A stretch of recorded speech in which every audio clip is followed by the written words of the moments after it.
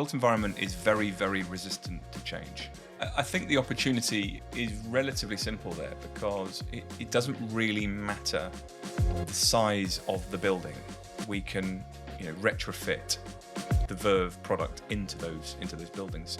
And for me, that is so exciting in terms of going from a wasteful, inefficient, analog, scheduled maintenance plan to really where I want to get to, which is actually we understand a Dakin system inside out, back to front, and we know within 2 weeks' time, the filter on that individual system is going to go.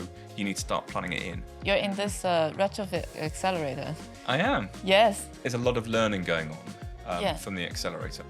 I am not aware of any other retrofit accelerator globally. That's a sweeping statement. I want to be proved really wrong. As far as you know. in my very limited experience. I am Lydia Chen, a banker turned entrepreneur. Blending finance and passion, I'm on my own startup journey in carbon finance to scale carbon removal. And I share impactful stories of founders and entrepreneurs through my content creation. It's an honor to be your host for this podcast. Today, we have James Dearsley, the founder of Verv Energy. Welcome, James. Hey. Welcome to the show. Thanks very much for having me. So you're the CEO of Verv Energy. If you can give us a tagline about Verv Energy. It's an AI-focused HVAC solution provider to the built environment that is trying to drive and eliminate 4% of all the current energy consumption wasted on heating and cooling systems. Wow, impressive. Our first segment is two truths and a lie, so that we get to know a little bit about your journey into the climate tech. Because if you can tell me 3 statements about your journey, and then my truth and lie thing. Yes. Okay. And I will guess 1. Number 1. I'm only 7 months into my climate tech journey, and I've never held a CEO position before. That's number 1. My second one, I believe a lot of sustainability talk is a load of BS. And the last one is I'm an expert in beekeeping technology. They're my 2 truths and 1 lie. Which one is which, do you think? I think the third one is a lie. No, the third one is the truth. Okay. I actually believe the sustainability talk. The sustainability talk is all BS. I do think that's not entirely true. I think some of it's true, but most of that is a liar. So our conversation will not be a BS. No, sure. No, absolutely. Be full of facts and wonderful things. Yes, exactly. So then now we can go into your journey when you first started, like 7 months ago. How did you come about to join Verv Energy? I've had a really privileged and lucky journey through all the sort of the innovation side within the built environment. Was one of the sort of the founding people who started the PropTech movement, or sort of PropTech as an actual term. Yeah. And I was approached by one of the board advisors, and he said, "Look, Verv is opening its next chapter. The original founder, Pete, is heading over to Los Angeles, and we've been accepted into this clean tech incubator. And he's going to have to reroute over there. And would you be interested in having a chat?" In the research that I'd been doing and interviewing all of the heads of innovation and a lot of the sort of leaders within global real estate, I realized there were 3 things that were impacting change now. Number 1 was the built environment has an affordability crisis, and it doesn't matter if you're in Lagos, London, or Los Angeles, you have a affordability crisis, whether that be in commercial, residential, industrial, real estate. Number 2 was a productivity challenge. We're now seeing this big AI explosion, and leaders are now being almost forced to question their own productivity gains within the industry. And that also, I felt, was a big enough needle that meant leaders had an excuse to change. They weren't just bringing in tech for tech's sake. But the third and most disruptive form of change within the built environment was that of sustainability. And without fail, every single leader that I talked to, without fail, in every single conference I'd either been a keynote speaker at, a panelist at, or an MC at, the question always came back to, or the conversation always came back to, sustainability. And really, for me, it's giving the leadership the excuse to start planning out, not just a 5-year future, but a 10, 20, 50-year future. And that, for me, when I was approached to take on this position at Verv, it really ticked that box of there is an agenda the built environment has to take, which is sustainability. I had a personal agenda, which is driving change within the heart of the real estate industry. So it matched the 2 things. And lastly, to be frank, what I saw within Verve was a really simplistic form of change, because having dealt with a procurement platform for 5 years and building that and exiting, I realized a lot of the technology solutions are actually quite complex. And as a consequence, the built environment, the real estate industry struggles to understand some of the complexity with it. But really what Verve was doing, which was essentially putting smart technology into dumb receptacles like isolators or other electrical appliances like fuse spurs or plugs. If I just said to a built environment sustainability person, look, we're basically just going to turn your building from being sort of really dumb to being really smart. Yeah. And you don't need a building management system, which, by the way, 84% of buildings in the world do not have a building management system. So they have no way of measuring, managing, or maintaining their systems. It was just a simple way of me getting my agenda of making a change, but also trying to implement, a Verve agenda to drive, what they need to do. Yeah, it's like a perfect match. Speaking of that, you have an interesting project coming up for the LA 2028 Olympic Games. We just saw that the Paris one has ended. So if you Perfect timing, isn't yeah, it? perfect timing. So if Yeah. you share a little bit Yeah, more that's cool. about how Verve is going to contribute to the 2028 Olympic. Yeah, cool. So, I mean, there's a sort of like an indirect relationship in there, really. I mean, going back to sort of me joining. So, when I was approached about joining, it was partly because Peter, who's the original founder, was accepted onto the Los Angeles Clean Tech Incubator, otherwise known as LACY. One of only 3 companies globally that got accepted onto that. And part of that meant he had to go and sort of settle in Los Angeles as part of that deal. And that's why I came on. But, really, LACY is all set up because the LA government is on a considerable effort to become a net zero state. The actual emphasis is around net zero buildings, net zero carbon, net zero, net zero, net zero in every single facet of everyday life by 2050. But really a big part of that, and the big swan song, the big sort of, flag event is the Olympics in 2028, when they want to make it a net zero Olympics. LACY obviously are aligned with that. And, we hope as Verve, because, ultimately, when you've got a load of temporary structures and you've got a load of systems that are going to be put in place, and a lot of air conditioning is going to be put in place, bearing in mind we can help the measurement, the management, and the maintenance of that equipment, which is within there. We're hoping to play quite a considerable role within the buildings that are built over there, and be a part of that. So it should be quite exciting. We didn't actually go into deeply about the details of Verv Energy. So how can AI-powered isolators help various businesses, like what you mentioned, landlords, data aggregators, and building management systems? From Verve's perspective, the flagstone product is an isolator. So it's a mandatory installation you have to have within HVAC systems to actually have an isolator attached to every single unit that is outside your building, so that an electrician can isolate the actual supply that goes to that one HVAC system. Now, they're ultimately, at the moment, they're dumb devices. They are simply a red and yellow switch. You turn on and you turn off. There's nothing to it.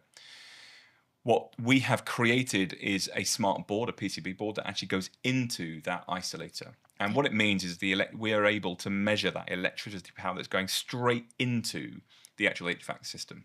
So it's a direct supply. So we're able to get an awful amount of data that comes out of that. Now, the applications on that are much, much, much broader than just HVAC.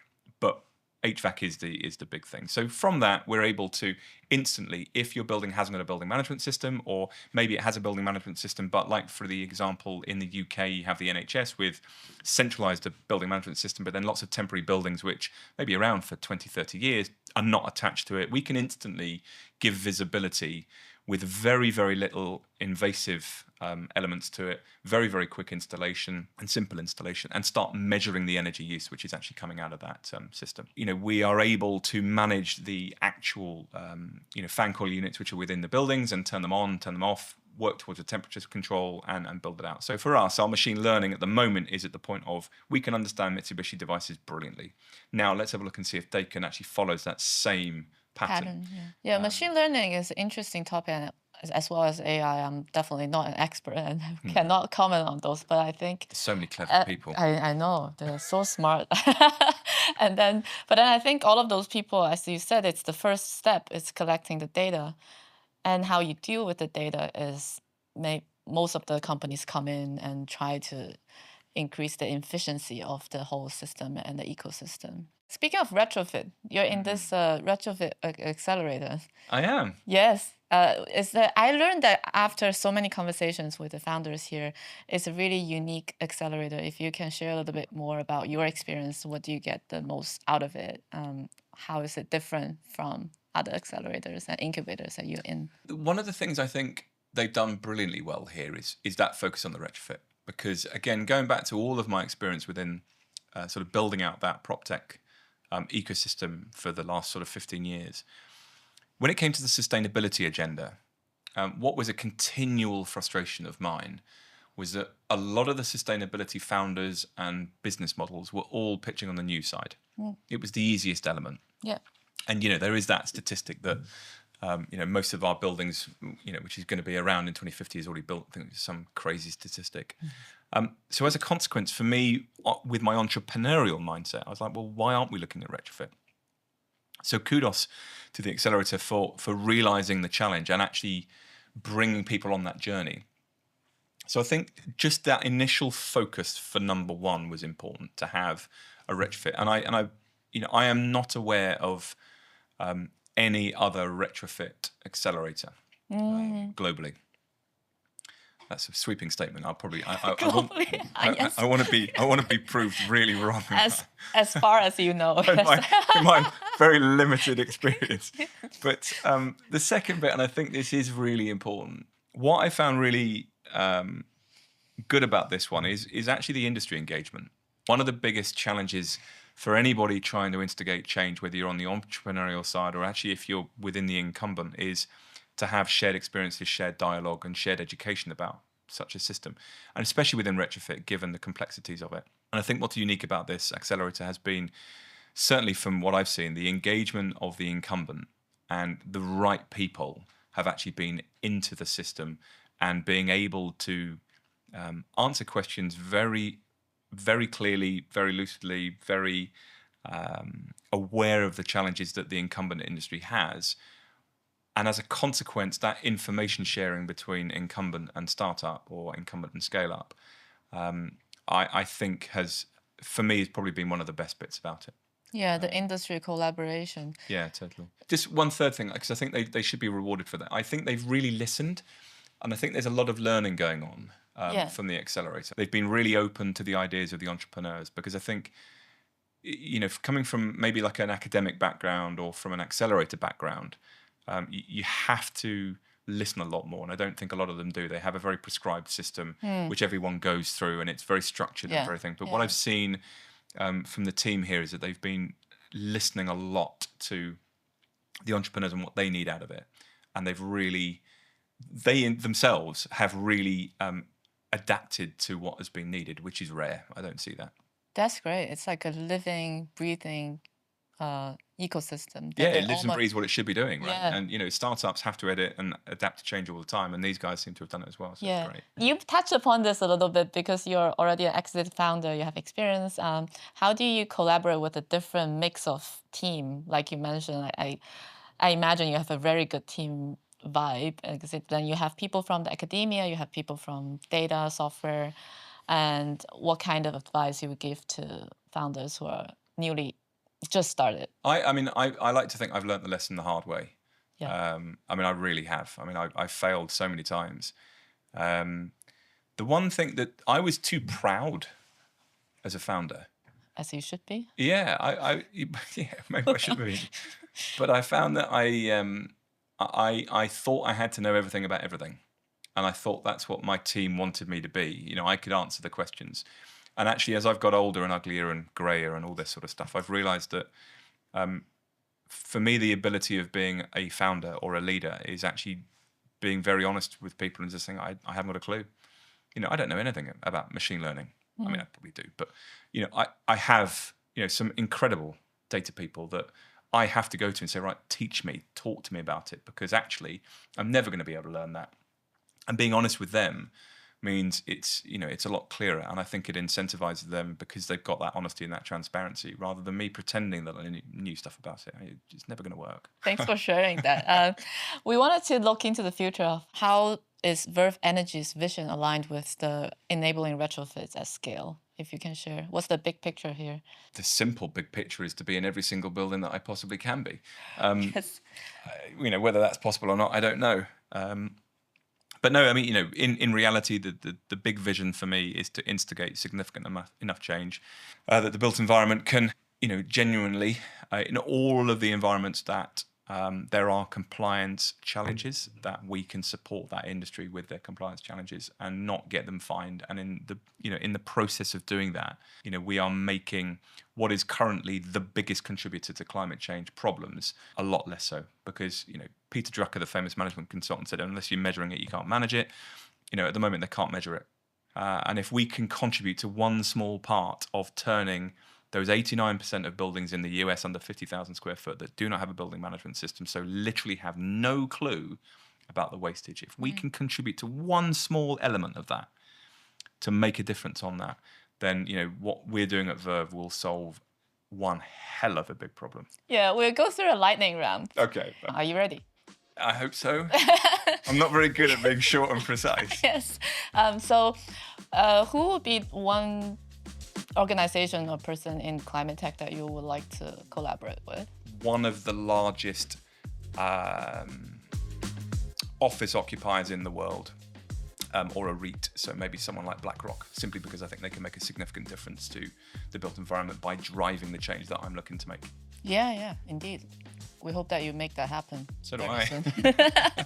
What's your favorite piece of media? It could be a book, it could be a podcast, a newsletter in the sustainability climate tech space. One of the things that I spotted very, very early on within the Verv journey was actually not only that we could start to measure, manage and monitor the energy consumption of things, but actually one of the biggest challenges I think within the HVAC system is that of coolant. And coolant obviously you need to run an HVAC system. Yeah. And I realized that actually if we could start monitoring levels of coolant and monitoring when there's a leak of coolant, which is actually devastating in terms of the carbon impact. And it was a podcast. I already had this in my head. This was quite significant. And a podcast by a name called James Dearsley, who runs a Smart Building podcast. So it's actually one individual podcast from one individual series made a massive impact on me, which was, they called it the sleeping Cinderella of the industry, which is sort of everyone knows it's there, but they're not really understanding how significant a challenge it is. And the built environment is simply sort of closing its eyes and sort of closing its ears to the challenge of coolant leakage and coolant level reporting within our sector. So that for me, sorry, that's not very lightning at all, but that had the most significant impact on the way that my thoughts were progressing around the strategic direction I had to take Verv in. Great. We'll make a note of that podcast. Make a listen. Who inspires you in the sustainability space? Verv is based at Sustainable Ventures, which is part of County Hall in central London. Yeah, I've been there. It's run by Andrew Wordsworth. And for me, yes, they're a venture capitalist, but they're also supporting the sustainable ecosystem, number one. So VCs would never normally be at the top of my list ever. I've had quite a fun relationship with them over the years. But actually what they're doing there is they're promoting the sustainable ecosystem, number one.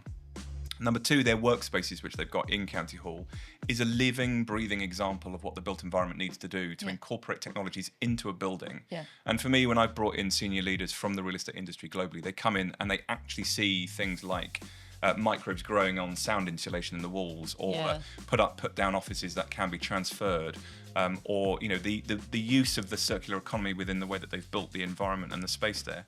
So for me, that is massively inspirational, not just for me, but for the leaders that I bring into that space. Really why Sustainable Ventures, i.e. Sustainable Workspaces, and Andrew Wordsworth, who's one of the leaders of that, for me, absolutely encapsulate a living, breathing example of what the industry needs to be doing. Yeah, I've been to Sustainable Ventures. I love that. Cool, right? Yeah, it's great. Do you have a productivity hack? Snoozing Gmail. The most, because I've got a terrible memory. Yes. But for me, because I'm using Gmail all the time, the most used function that I ever have is simply using snooze in Gmail to remind myself if I've emailed somebody I need to chase them. That's it. So you snooze it and then it reminds you in 2 hours. I wish it was more advanced and technical and wizardry and sort of, but it's not. It's using a snooze pincher. It's a real simple hack. Yeah, let's talk about Verv Energy. Do you have a theme song? for that. Yeah, okay, so can I read you? Yes. I put this out to my team and I said, Maybe you "Look, can also I have play no it. idea. I can't play that. Right, hang on, right. So I had three answers Right. back last night when I put this out to everyone, and I said, right, come on, what would be our theme song? So I had 3. So Rory, who's our head of marketing, he came back and said Ghostbusters because they're hunting the ghouls of dumb isolators, which I couldn't quite work out. We then had Hannah, who's over in the US for us, said Beat It by Michael Jackson because we're beating the energy suckers and defeating climate change, which I was like, okay. Naily, who runs our product side, she said Electricity by Elton Jones. Apart from the obvious, I like the freedom to innovate despite the challenges of startup life. So there we are.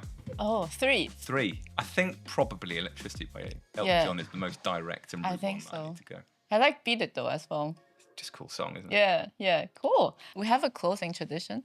So you Okay. answer a question from the previous guest, Josephine, and she's the COO of Matt Mortar. It's also a company in the Retrofit Accelerator. So her question is, if you were to write a letter for your future self in 2050, what would that letter be about? It would come down to management.